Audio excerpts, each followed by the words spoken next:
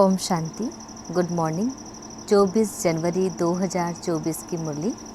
बाबा हम बच्चों से कह रहे हैं, मीठे बच्चे, आत्म अभिमानी बनने की प्रैक्टिस करो तो विकारी ख्यालात उड़ जाएंगे, बाप की याद रहेगी, आत्मा सतो प्रधान बन जाएंगी। बाबा हम बच्चों से प्रश्न पूछ रहे हैं, मनुष्यों को दुनिया में किस रास्ते का बिल्कुल ही पता नहीं है। उत्तर है, बाप से मिलने व जीवन मुक्ति प्राप्त करने के रास्ते का किसको भी पता नहीं है। सिर्फ शांति शांति करते रहते हैं, कॉन्फ्रेंस करते रहते, जानते नहीं कि विश्व में शांति कब थी और कैसे हुई। तुम पूछ सकते हो कि आपने विश्व में शांति देखी है? शांति कैसे होती है? विश्व में शांति तो बाप द्वारा स्थापित हो रही है, तुम आकर समझो। ओम शांति। रूहानी बाप बैठ रूहानी बच्चों को समझाते हैं। पहले पहले तो यह दृष्टि पक्की करो कि हम आत्मा हैं। हम भाई भाई को देखते हैं। जैसे बाप कहते हैं, मैं बच्चों माना आत्माओं को देखता हूँ। आत्मा ही शरीर की कर्मेंद्रियों द्वारा सुनती है, बोलती है। आत्मा का तख्त है भ्रकुटी, तो बाप आत्माओं को देखते हैं। या भाई भी अपने भाइयों को देखते हैं। तुमको भी भाइयों को देखना है। पहले यह दृष्टि पक्की चाहिए, फिर क्रिमिनल ख्यालात बंद हो जाएंगे। यह आदत पड़ जाएगी। आत्मा ही सुनती है, आत्मा ही चुरपुर करती है। यह दृष्टि पक्की होने से और ख्याल सब उड़ जाएंगे। यह है नंबर 1 सब्जेक्ट। इसमें दैवी गुण भी ऑटोमेटिकली धारण होते रहेंगे। कर्मेंद्रियां चलायमान देह अभिमान में आने से ही होती है। देही अभिमानी बनने की बहुत कोशिश करो तो तुम्हारे में ताकत आएगी। सर्वशक्तिमान बाप की ताकत से ही आत्मा सतो प्रधान बनती है। बाप तो है ही सतो प्रधान। तो पहले पहले यह दृष्टि पक्की हो, तब समझे कि हम आत्म अभिमानी हैं। आत्म अभिमानी और देह अभिमानी में रात दिन का फर्क है। हम आत्माओं को अब वापस घर जाना है। आत्म अभिमानी बनने से ही हम पवित्र सतो प्रधान बनेंगे। यह प्रैक्टिस करने से विकारी ख्यालात उड़ जाएंगे। मनुष्य कहते हैं, धरती के सितारे बरोबर हम आत्मा सितारा है। यह शरीर मिला है कर्म करने के लिए।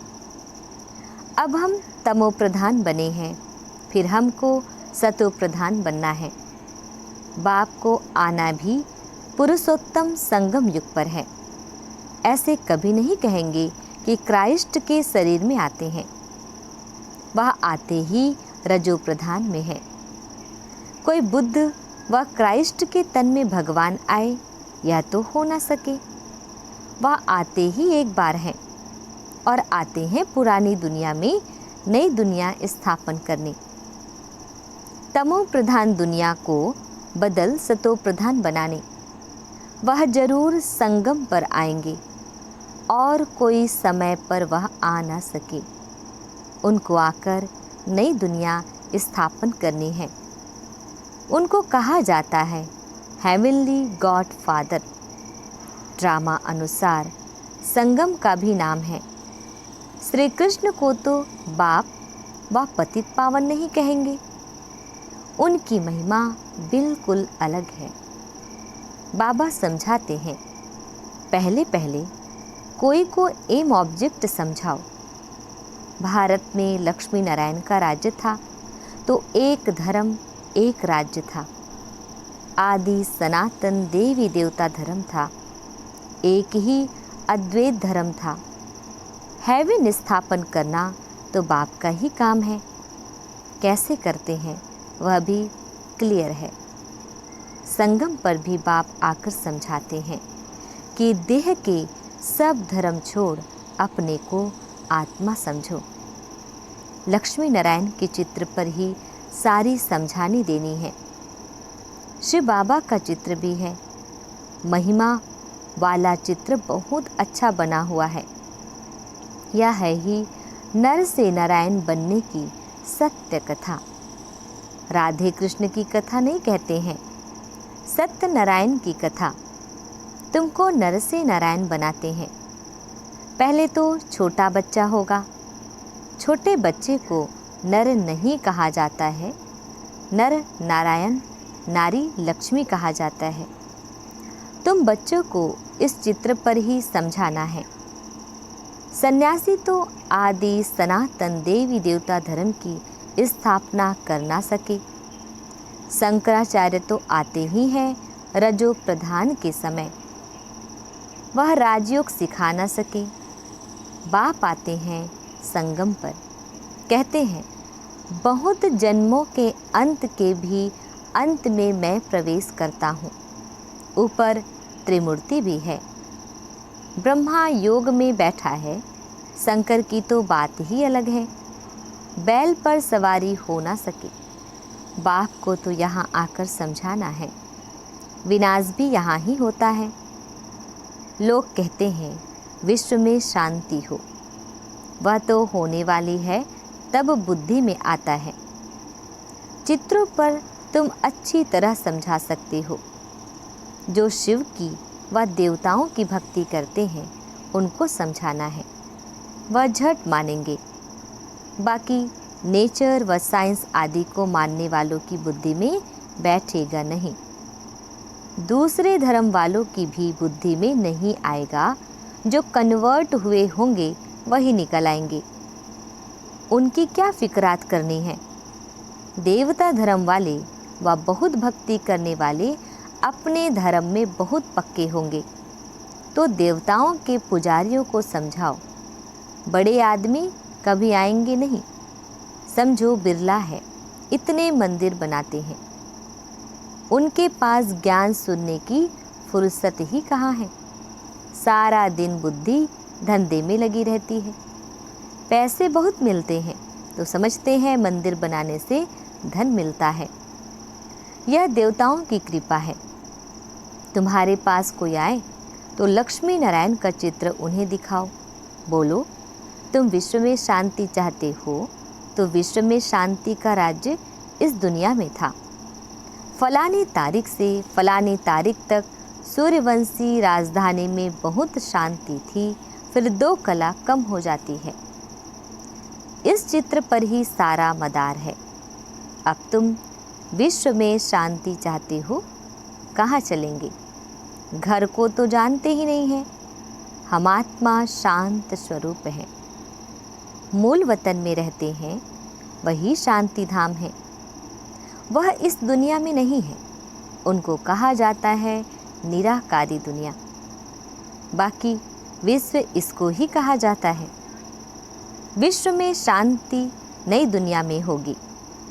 विश्व के मालिक यह बैठे हैं। गरीब इन बातों को अच्छी रीति समझते हैं। कोई कहते हैं यह रास्ता बहुत अच्छा है। हम रास्ता ढूंढते थे, रास्ते का मालूम ही नहीं तो ढूंढेंगे क्या? ऐसा कोई नहीं जिसको बाप और जीवन मुक्ति के रास्ते का पता हो। शांति शांति कहते रहते हैं, परंतु शांति कब थी, कैसे हुई, किसको भी पता नहीं है। कितनी कॉन्फ्रेंस आदि करते हैं, उनसे पूछना चाहिए, तुमने कभी विश्व में शांति देखी है कि विश्व में शांति कैसे होती है? तुम प्रजा आपस में क्यों मूंझते हो? कॉन्फ्रेंस करते रहते हो, जवाब कहाँ से मिलता नहीं। विश्व में शांति तो अब बाप द्वारा स्थापन हो रही है। तुम कहते हो क्राइस्ट से 3000 वर्ष पहले हेवन था, तो वहाँ ही शांति थी। अगर वहाँ भी अशांति होती तो बाकी शांति कहाँ से मिलेगी? अच्छी तरह से समझाना है। इस समय तो तुमको इतना समय बात करने नहीं देते, क्योंकि अभी उनके सुनने का समय नहीं आया है, सुनने का भी सौभाग्य चाहिए। तुम पद्मा पदम भाग्यशाली बच्चे ही बाप से सुनने के हकदार बनते हो। बाप बिगर और कोई सुना ना सके। बाप तुम बच्चों को ही सुनाते हैं। यह है ही रावण राज्य, तो यहाँ शांति कैसे हो सकती। रावण राज्य में सब पतित हैं, पुकारते हैं कि हमको पावन बनाओ। पावन दुनिया तो इन लक्ष्मी नारायण की थी। राम राज्य और रावण राज्य में कितना फर्क है। सूर्यवंशी चंद्रवंशी फिर होते हैं रावणवंशी। इस समय है कलयुग रावण संप्रदाय। बड़े बड़े लोग भी एक दो को गुर्र गुर्र करते रहते हैं। बहुत अहंकार है कि मैं फलाना हूँ। तो इस लक्ष्मी नारायण के चित्र पर समझाना बहुत सहज है। बोलो, इनके राज्य में ही विश्व में शांति थी, कोई और धर्म नहीं था। विश्व में शांति सो तो यहाँ ही होती है। तो मुख्य यह चित्र है। बाकी ढेर चित्रों पर समझाने से मनुष्यों के ख्यालात और तरफ चले जाते हैं। जो समझा है वह भी भूल जाता है। तब कहा जाता है टू मैनी कुक्स, बहुत चित्र होते हैं और हंसी कुड़ी के मॉडल अथवा डायलॉग आदि होते हैं, तो मूल बात बुद्धि से निकल जाती है। कोई विरला ही समझ पाते हैं कि बाप यह स्थापन कर रहे हैं। 84 जन्म भी इसके लिए ही हैं। दिखाएंगी जरूर एक का। सबको कैसे रखेंगे। शास्त्रों में भी एक अर्जुन का नाम रखा है ना। स्कूल में मास्टर एक को थोड़े ही पढ़ाएंगे। यह भी स्कूल है। यह तुम्हारे बैज भी बहुत काम कर सकते हैं। यह सबसे अच्छा है। पहले शिव बाबा के चित्र के सामने लाना चाहिए और फिर लक्ष्मी नारायण के चित्र के आगे। तुम शांति मांगते हो, वह कल्प कल्प बाप द्वारा ही स्थापन होती है। तुम इस चक्र को जान गए हो। पहले तुम भी तुच्छ बुद्धि थे, अब बाप स्वच्छ बुद्धि बनाते हैं। लिखना चाहिए, सिवाय परम पिता परमात्मा के कोई भी किसकी सद्गति कर नहीं सकते, विश्व में शांति कर नहीं सकते। बाप ही सब कुछ कर रहे हैं, याद भी उनको ही कहते हैं। मुख्य चित्र यह दोनों है। इससे हिलना नहीं चाहिए जब तक पूरा ना समझे।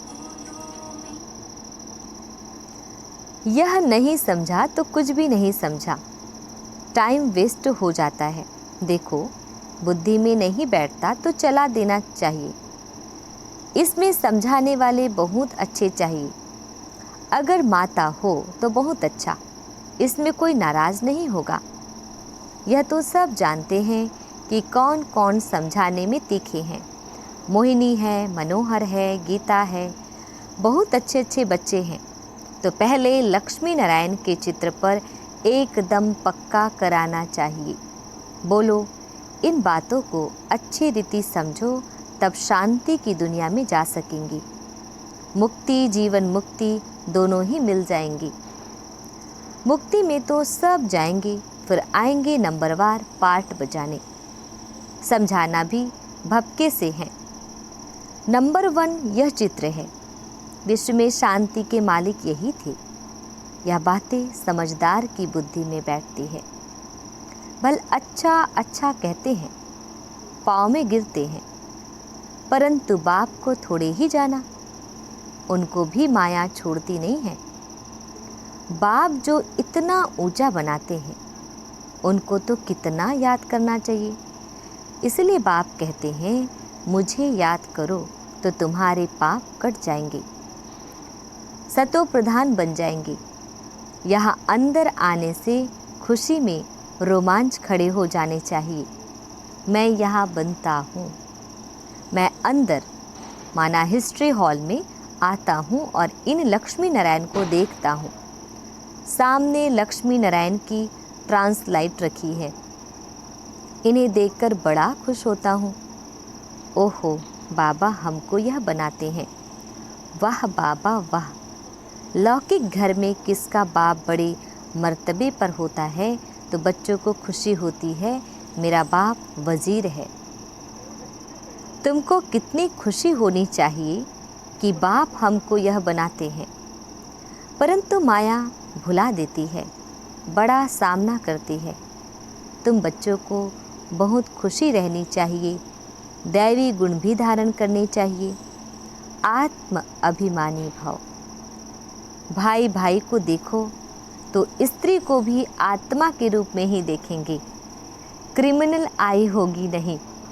मनसा तूफान तब आते हैं जब तुम भाई भाई की दृष्टि से नहीं देखते हो, इसमें बड़ी मेहनत है, प्रैक्टिस अच्छी चाहिए। आत्म अभिमानी बनना है, कर्मातीत अवस्था तो पिछाड़ी में ही होगी। सर्विस करने वाले बच्चे ही बाप के दिल पर चढ़ सकते हैं, भल देरी से आते हैं, वह भी गैलप कर सकते हैं, तीखे जा सकते हैं। तुम बच्चों ने पहले की हिस्ट्री तो सुनी है कि इन्होंने घर बार कैसे छोड़ा, रात रात में भागे, फिर इतने बच्चों को पाला। इसको कहा जाता है भट्टी। फिर भट्टी से नंबर 1 निकले, यह तो वंडर है। जो बाबा तुमको वंडरफुल स्वर्ग का मालिक बनाते हैं, गॉड फादर तुमको पढ़ाते हैं, कितना साधारण है, कितना रोज रोज बच्चों को समझाते रहते हैं और बच्चों को कहते हैं नमस्ते। बच्चे, तुम मेरे से भी ऊंचे जाते हो, तुम ही कंगाल से डबल सिरताज विश्व के मालिक बनते हो, तो बाप बड़ी रुचि से आते हैं। अनगिनत बार आए होंगे, आज तुम मुझ राम से राज्य लेते हो, फिर रावण से तुम राज्य हराते हो, यह खेल है। अच्छा मीठे प्यारे बाबा, हम बच्चों को विश कर रहे हैं, मीठे मीठे लकी सितारों प्रति मात पिता बाप दादा का याद प्यार और गुड मॉर्निंग। रूहानी बाप की रूहानी बच्चों को नमस्ते। हम रूहानी बच्चों की रूहानी बाप दादाजी को याद प्यार, गुड मॉर्निंग और नमस्ते नमस्ते नमस्ते।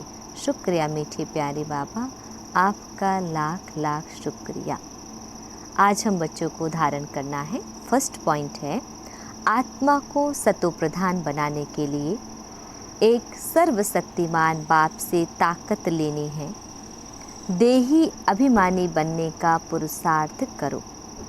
हम आत्मा भाई भाई हैं, यह प्रैक्टिस निरंतर करते रहो। सेकंड पॉइंट है, बाप और लक्ष्य। लक्ष्मी नारायण के चित्र पर हर एक को विस्तार से समझाओ, बाकी बातों में टाइम वेस्ट मत करो। बाबा हम बच्चों को वरदान दे रहे हैं, धरनी, नब्ज और समय को देख सत्य ज्ञान को प्रत्यक्ष करने वाले नॉलेजफुल भाव। डिटेल है, बाप का यह नया ज्ञान सत्य ज्ञान है। इस नए ज्ञान से ही नई दुनिया स्थापन होती है। यह अथॉरिटी और नशा स्वरूप में इमर्ज हो, लेकिन इसका अर्थ यह नहीं कि आते ही किसी को नए ज्ञान की नई बातें सुनाकर मुझा दो। धरनी, नब्ज और समय सब देख करके ज्ञान देना, यह नॉलेजफुल की निशानी है। आत्मा की इच्छा देखो, नब्ज देखो, धरनी बनाओ, लेकिन अंदर सत्यता की, निर्भयता की शक्ति जरूर हो, तब सत्य ज्ञान को प्रत्यक्ष कर सकेंगे। स्लोगन है, मेरा कहना माना छोटी बात को बड़ी बनाना, तेरा कहना माना पहाड़ जैसी बात को रुई बना देना। अव्यक्ति साइलेंस द्वारा डबल लाइट फरिश्ता स्थिति का अनुभव करो। कैसे करना है उसका डिटेल है। जिम्मेवारी को निभाना यह भी आवश्यक है, लेकिन जितनी बड़ी जिम्मेवारी उतना ही डबल लाइट। जिम्मेवारी निभाते हुए जिम्मेवारी के बोझ से न्यारे रहो। इसको कहते हैं बाप का प्यारा। घबराओ नहीं, क्या करूं, बहुत जिम्मेवारी है, यह करूं व नहीं, यह तो बड़ा मुश्किल है। यह महसूसता अर्थात बोझ है। डबल लाइट अर्थात इससे भी न्यारा, कोई भी जिम्मेवारी के कर्म की हलचल का बोझ ना हो। ओम शांति।